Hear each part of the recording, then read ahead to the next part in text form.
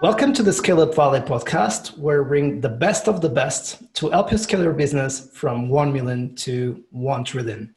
Today, we have a very special guest. His name is Roland Siebelink, the Chief ScaleUp Ally, coach and advisor at ScaleUp Allies. Roland, welcome to the show. Good year, Mike, and thank you for inviting me. It's really a pleasure to have you on the show, and especially for hosting a peer and someone that I really admire, and you are doing an amazing job. And it's always very good to learn from you, and I'm sure that the community will benefit a lot from your lessons and hard-learned lessons during this next 25, 30 minutes. So let's start. Appreciate the invitation, Mike. Really a pleasure to be here. Likewise. And let's get started by getting to know more about yourself. And so feel free to give us an introduction about what you are doing and who you are. Okay, so I was born in the Netherlands and had a bit of a career in different countries. I studied in Belgium and was very early on in the early internet days, teaching the very first internet course in European University back in 1992. And this basically led to a career in fast growing companies. And so I've been very lucky to 3 times in my life have gone through an amazing scale-up journey with a company that grew from about 10 to about 1,000 employees in less than 3 years. Wow. The first was in the 1990s in Belgium. That was Telenet, a new telecom company where we rolled out broadband internet to consumers as the very first company in Europe already back in 1996. The second was Bluewin in Switzerland. That was also an internet provider, but on the incumbent side. And that was right after the dot-com bubble burst. So they had already gone through huge growth, but now it was a matter of optimizing it and focusing on the real value and, not to spend too much time on projects that weren't going to go anywhere. So not less fun work maybe, but still also very important in bringing companies to maturity.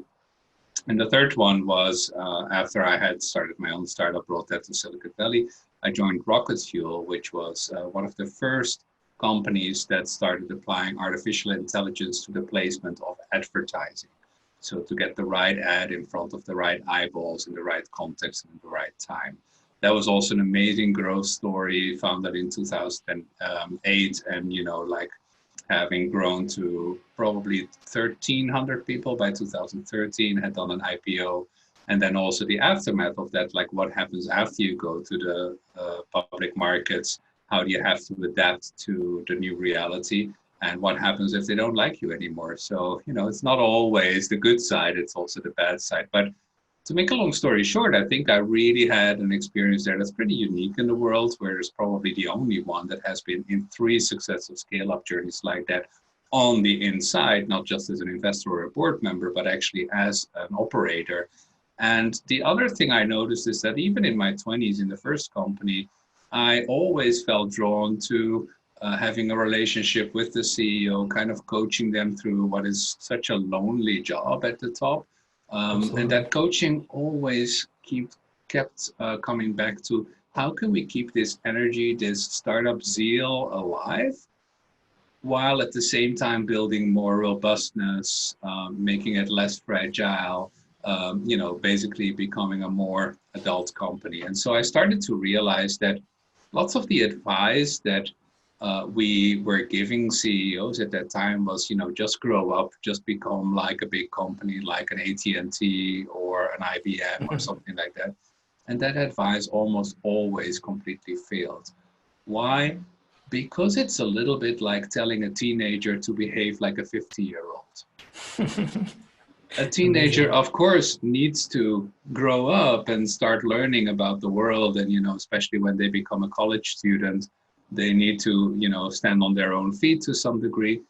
But still, not in the same way that a 50-year-old does it. It's more about that intermediate phase of, yes, exactly, learning to savor your independence, doing more things by yourself, counting less on the total support of your parents, but at the same time still being open to exploring what you're best at, being cool, being innovative. And I really see a parallel with scale-up companies, as we call them, so the ones that are beyond the pure startup stage, but are not yet at a stage of maturity where really the only concern is to satisfy the investors in the stock market. There's this middle phase. I think I have a unique experience with that, and that's what I wanted to do with the rest of my life. That's really amazing and really inspiring. I love the way you frame it, scaling up without becoming corporate. And I think that any entrepreneur also aids. One of the most important values of any entrepreneur is freedom. And in a certain moment when we are scaling up, it seems that is a prison. So, and if it becomes too corporate, so it seems that those entrepreneurs want to go away very quick instead of keeping scaling the company, right? Yeah, it's a very good point. I like that analogy that some entrepreneurs consider the scaling phase a prison. I do think there's something around discipline, which is something you also mentioned to me a lot, right? You know, every entrepreneur needs to become more disciplined, especially in the execution side of the business.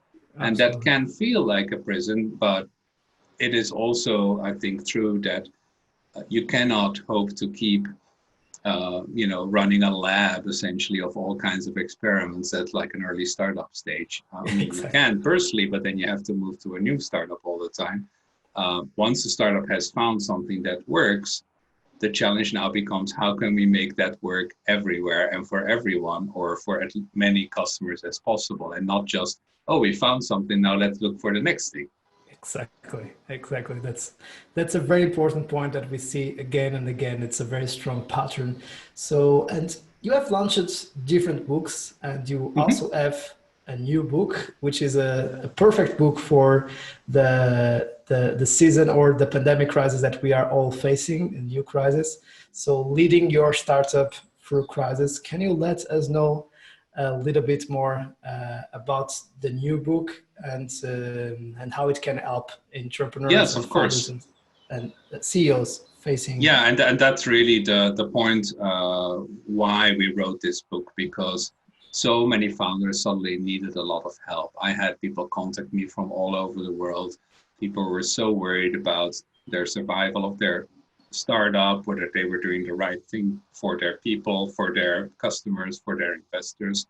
And often, especially younger founders, had not gone through any economic crisis in their lives yet. So it was often a matter of not even knowing where to start.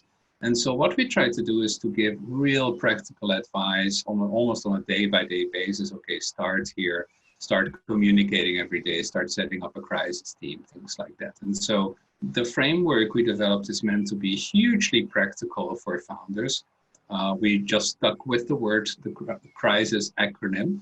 And the 6 steps that I identified is communicate daily, reassess reality, instruct your people, sustain your future, inspire positive action, and spot new opportunities. And think of this as kind of like a waterfall. It's the step you can do step by step as a leadership team. Not every step is going to be very easy, of course, but it is what you need to do in order to keep your startup alive and have a hope to, at some point in time, return money to investors again. That's great. I know that you have some articles about the framework and also your own podcast where you have been covering each of the steps of the methodology. It's the pleasure to listen to that. It's really good. Do you want to share any source or any place that the scale-ups that are listening as scale-up leaders that are listening as might check out and go deeper? Yes, so the podcast and the blog post you can think of as beta versions of what's going to be in the book. And those beta versions are available on our website, ScaleUpAllies.com. And the book itself is now in preprint. It'll be out in Amazon at the end of the month of June 2020.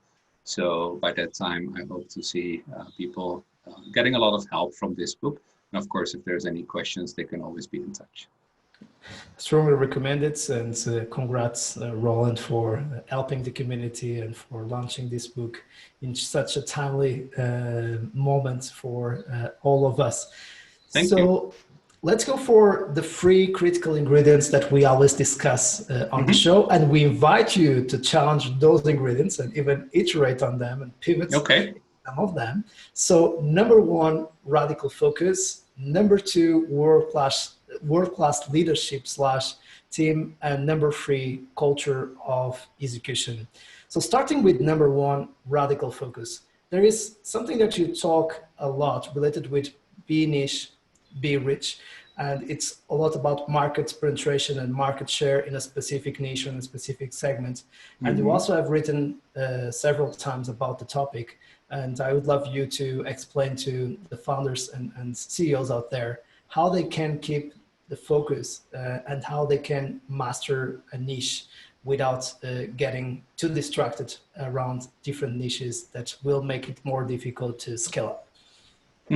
Absolutely. So I think this is probably the biggest paradox in the development of a startup, then scale up, then mature company, that people think as you grow, you obviously need to spread your wings, you need to start covering more products, more segments.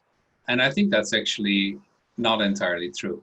The way I think about it is there's an exploring phase in the early life stage of the company when you're a truly still a startup. So you're still looking for the right product market fit, but maybe also product channel fit, founder market fit, all these different fits that really need to Right. fall in place for it to become a successful model that you say, okay, now we can start scaling it.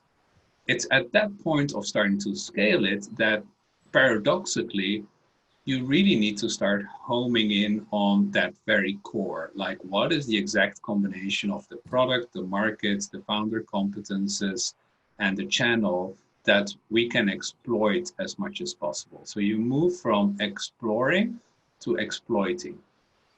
And it's only after you get to a pretty dominant market share in that very core market, in that niche, as you call it, Mike, that I would say now you can open the gates to exploring again. And so paradoxically, many mature companies actually have as their big remit to explore more and to, be more innovative. Whereas when you're in the middle of this scale up phase, you're right in front of this big opportunity, but sometimes it's hard. And the reality is that many founders say, oh, it's too hard, let's keep exploring. But no, it's actually leaning in and making sure you actually grab that opportunity, grab it by the horns, grab it by the tail, wherever you want to grab it, but it's your opportunity and you cannot let it go, right? So Absolutely. the paradox is really move to exploiting in that scale up phase, grab that market that's there for the taking for you before anyone else does, and only afterwards start exploring more to add the complexity, add second product lines, add more geography, whatever you need to add in order to add to your growth.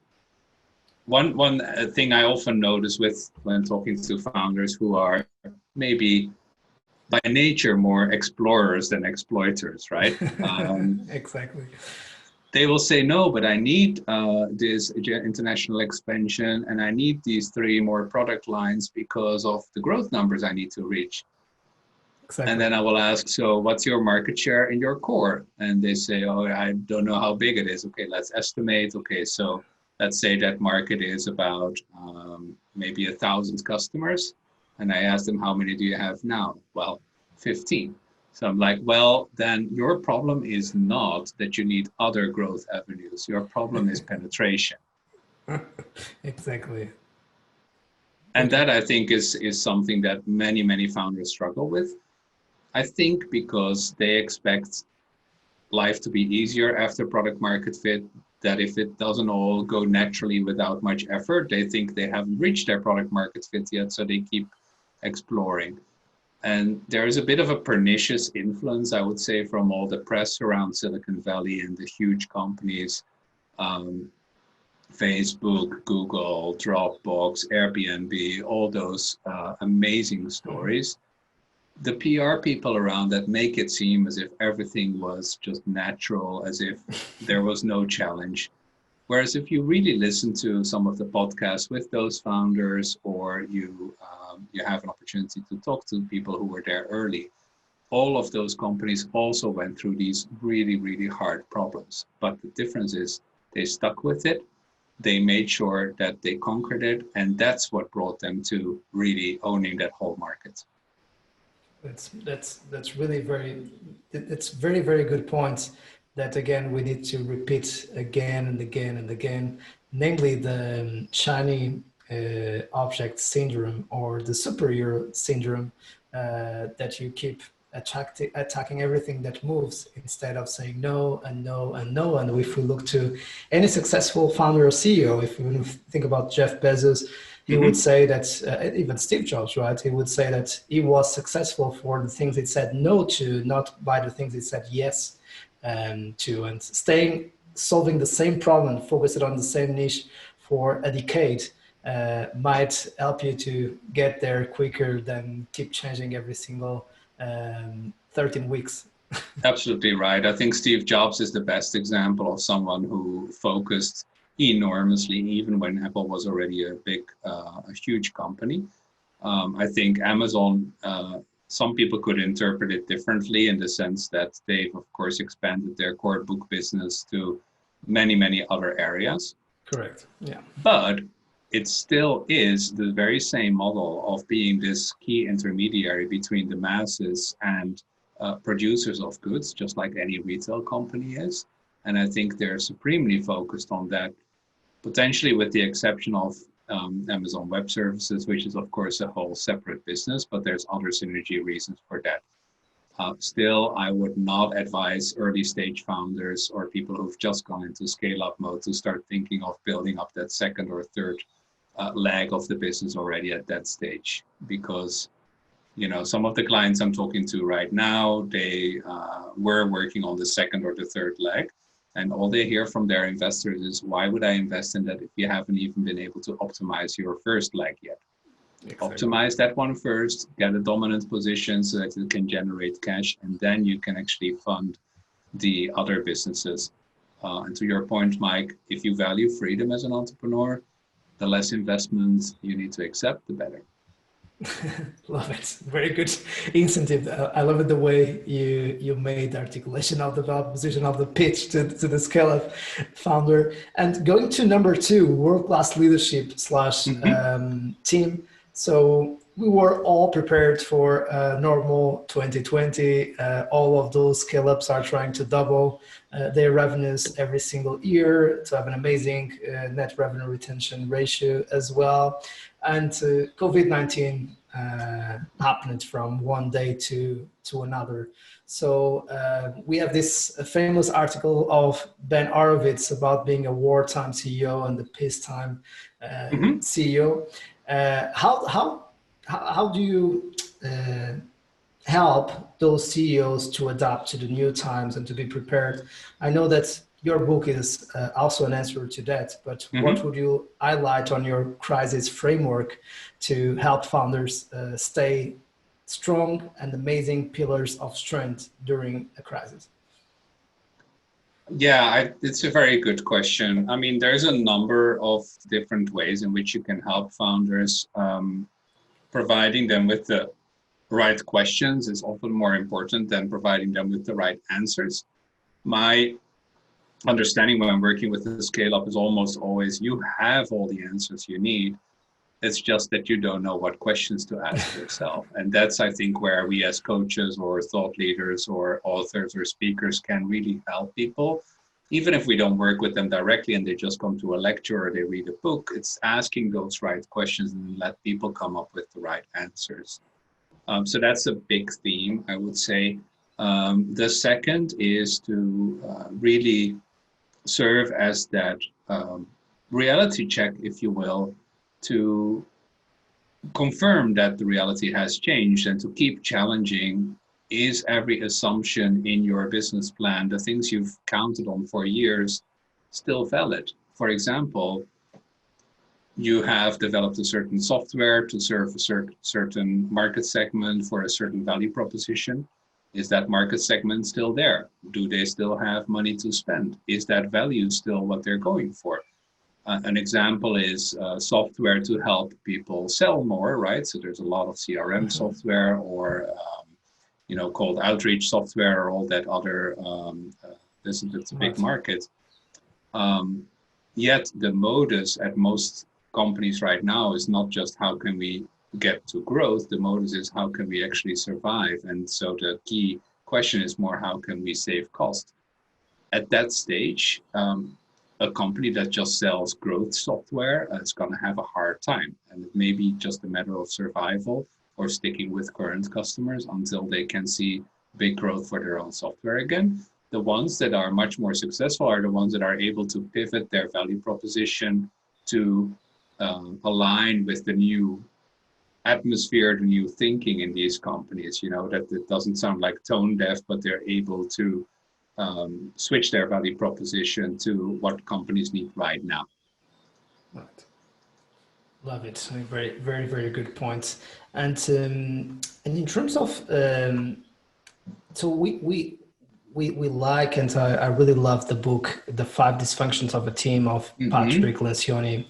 And I really believe about having the right people on the right seats for each stage of growth, and also the right machine for each stage, the right framework for each stage of growth.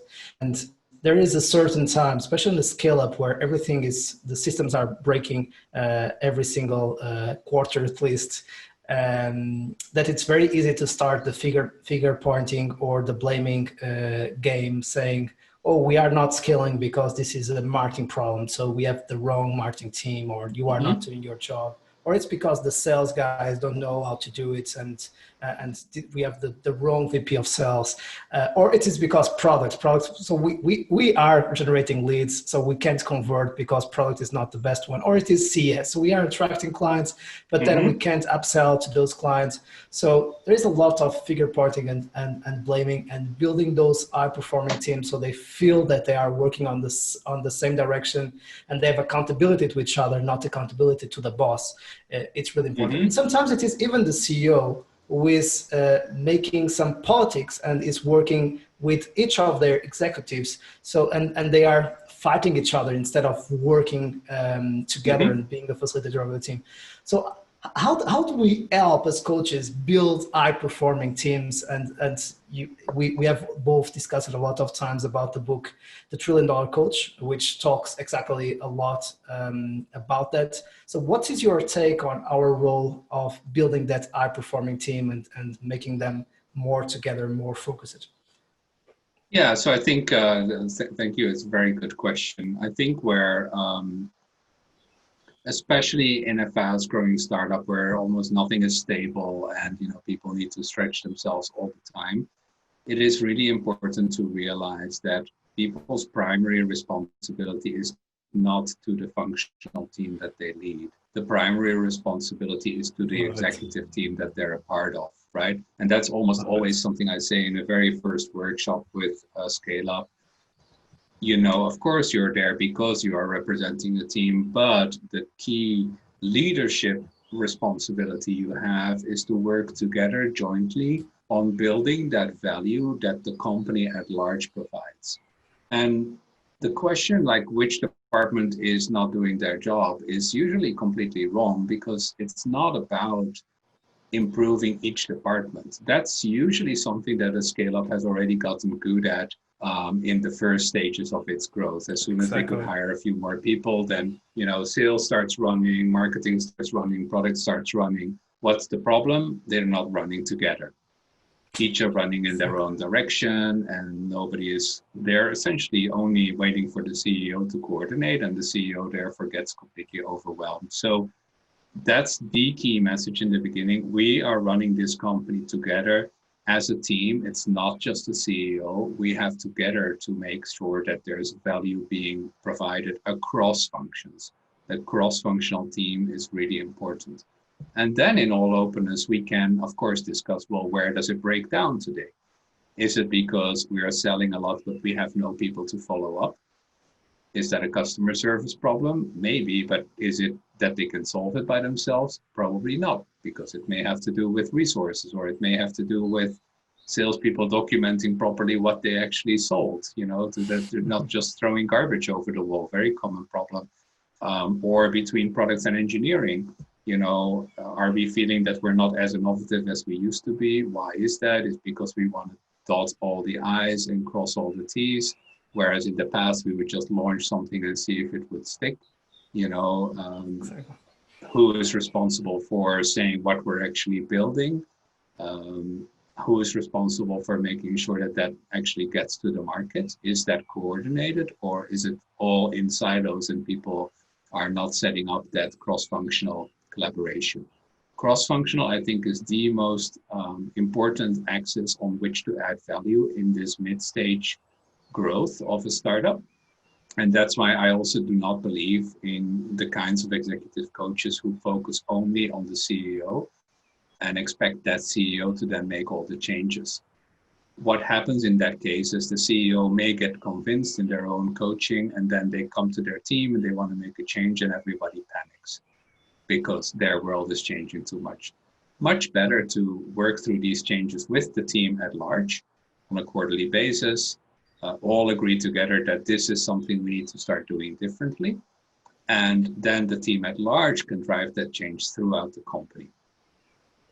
Love it. That approach of working with the team instead of just working with the CEO or with one individual member of the team. So going to number 3, culture of execution. As the audience knows, we apply a framework called Scaling Up, and of course also our own proprietary tools by Vern Arnish. And the rituals are a very strong component of that methodology and of the Agile principles as well. So having the dailies, the weeklies, the monthlies, the quarterlies, the annual meetings, the one-on-ones, the all-ends. Is there any specific ritual that you have seen out of the box across your portfolio of clients? Any special best practice around rituals and rhythms? And what are the main resistance that you face as a coach when you teach these rituals to your clients? Yeah, I would say I don't necessarily see much resistance to the rhythms when we teach these to clients. I would say the one part where tech companies in particular don't seem to chime that much with is daily huddles. Exactly. They think it's a little bit overdone, and that a lot of that can be handled via Slack or other channels that are always open. I would say I insist on daily huddles only when I feel there's a big trust issue in the team, and that it basically would help them to build more personal relationships for a while. But I don't think it's that crucial in many tech companies when they have other channels that are always open. I would say, however, are you not worried about playing Slack-a-mole, like, having all these Slack messages come in and having to answer to everything? So it is important, I think, that they are reachable, but it's also important that they have a place where to actually take decisions and not be drawn out of their work all the time by random messages. I would say the rhythms that I've adapted here or there with certain companies that were growing really fast is sometimes we move from a quarterly to a half quarterly rhythm. Sometimes they call it an eighthly rhythm, which is, I think, new English words that we're making up as we go along. But essentially you would have periods of 6 to 7 weeks rather than 13 weeks. And you would essentially just set the same rocks for that period of 6 to 7 weeks. And that's something that I think relates a lot to what the guys at Basecamp were writing about. 6, 7 weeks is just enough to make good progress, but it also forces you not to put too much in that vision for what that rock could achieve. It has to remain pretty solid to the ground, and therefore we stay iterative. The other thing that I often see companies do and that we've practiced a lot with is not to define the content of that rock in too much detail upfront. It's more setting the objective right. So almost the inspiring side of the OKR, if you will, saying, well, this rock is about more forceful penetration in the segment of this particular vertical, for example, right? And that does need, of course, some kind of a key result, like, okay, how do we measure this exactly? But the mistake I see many companies make is to define upfront, and this will mean this marketing campaign, and this will mean this sales training, and this will mean this and this and this and this and this. So they load up on tasks, and they forget that it's ultimately about improving on the key result. So one thing I've really learned from the guys at Basecamp is to keep time and budget fixed, but to keep scope flexible. Because we all know you cannot keep all three fixed, right? So if there's one that has to give, it can be scope. And that makes for a more compelling rhythm where everyone is trustful, like we are actually making progress. Even if we didn't reach everything that we set out to do with this rock, we still made progress because we saw an improvement on the key result. You can also then combine that much more easily with more of an agile mindset where instead of defining for a 7-week period, in week 1 we'll do this, week 2 we do this, which is really waterfall. We would say, okay, let's just decide what are we going to do next week to make progress on each of these rocks. And next week we'll talk about what we do then. Exactly. And you see also, you were talking about doing a quarter reviews. Do you see also teams and companies who do every 4 months instead of every quarter? What do you think about those kind of reviews? I haven't heard that yet, but it's possible, I guess. I would say there's a bit of a natural human rhythm, I think, around a quarterly rhythm. Like I almost always see people a little bit deflated at the end of a quarter. And then when you have the quarterly meeting, you can just pump them up again with new energy. Love it. Absolutely. So, you know, you can speed that up a little bit, but I'm not sure if you could slow it down. I have not personally experienced going a bit slower or skipping sessions, and I haven't heard from any other coaches that do that. So maybe there is some natural barrier there.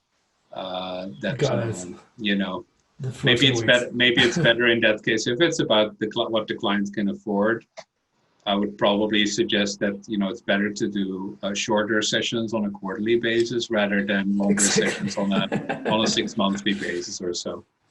Love it. So we got to the final question of the show and one of our favorites. So if you would have the opportunity to meet your younger self and to meet Roland Siebelink when you decided to dedicate your time to advise and coach founders and CEOs and leadership teams, what advice would you offer to your younger self at that time?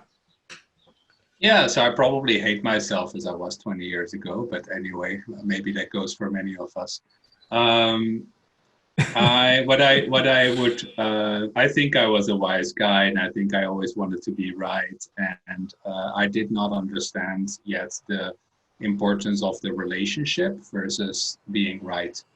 And so I think that's something I would focus on in teaching my own younger self, or sometimes even other younger people, like, it's less important to be right and more important to be kind. This is strongly related also to when you work with clients, meet clients where they are, understand their perspective first, what's their current situation, where do they think there is a problem. And you may see many, many other problems, but as a coach, it's not our job to impose problems that people don't have in their perception yet. It's our job to help people think through the problems they see, help them solve it. And yes, sometimes we can advise there a little bit, but ultimately it's about them solving their own problems. So us asking the right questions is a much better way of working than us providing answers all the time. It's Roland, thanks so much for making the time to share your experience with us. We really appreciate to have you on the show. Okay, really appreciated it, Mike. Thank you. And to our community, we keep bringing you the best of the best so you can keep scaling during COVID times or even get stronger after COVID times. So keep scaling and see you soon.